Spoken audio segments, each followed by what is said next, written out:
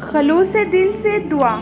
دل مشکل میں ڈوبا ہو، سوچ فکروں میں الجھی ہو تو اللہ سے دعا کرنا اور اتنا توکل ضرور کرنا کہ وہ رب تمہاری تمام دعاؤں کو دھیان سے سنتا ہے اور جواب بھی دیتا ہے۔ وہ ضائع نہیں جانے دے گا ان دعاؤں کو جو خلوص دل سے مانگی جائیں۔ تہجد کا سجدہ۔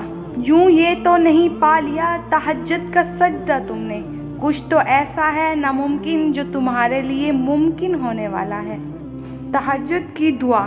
تم دعاؤں کے پورا ہونے پر یقین ہی نہیں رکھتے، ورنہ کیا کچھ نہیں ہو سکتا تہجد کی دعاؤں سے۔ تہجد کی دعا۔ دعائیں کبھی بھی رد نہیں جاتی، پھر وہ تہجد کی دعا ہو یا کسی فرض نماز کی، پھر وہ ہنس کر مانگی گئی ہو یا روتے ہوئے، پھر وہ کسی نمازی کی ہو یا بے نمازی کی۔ جو کافر کو بھی خالی ہاتھ نہیں لوٹاتا، تمہیں لگتا ہے وہ تمہیں تڑپتا ہوا چھوڑ سکتا ہے؟ تہجد۔ تہجد پڑھنے والوں کی تو وہ خواہشات بھی پوری ہو جاتی ہیں جن کا ذکر انہوں نے کبھی اپنے آپ سے بھی نہیں کیا ہوتا۔ تہجد کی نماز۔ جس کہانی کی وجہ سے تم تہجد تک پہنچ جاؤ، اس کہانی کو اللہ پاک کیسے ادھوری چھوڑ سکتا ہے؟ بے شک۔ تہجد کا پلڑا۔ تو اگر درد رات بھر سونے نہیں دیتا تو جان لو کہ وہ منتظر ہے تمہارا، ابھی بھی اس کو انتظار ہے تمہاری دعاؤں کا۔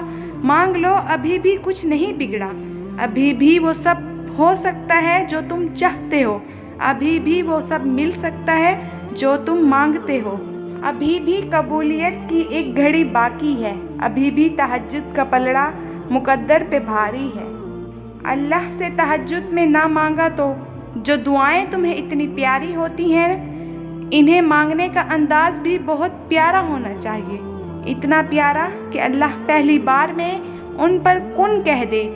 اور پتہ ہے اللہ کو اتنا پیارا انداز کس کا لگتا ہے؟ تہجد پڑھنے والوں کا۔ آپ کو جو چاہیے، اگر آپ نے اس اللہ سے تہجد میں نہیں مانگا تو کیا مانگا؟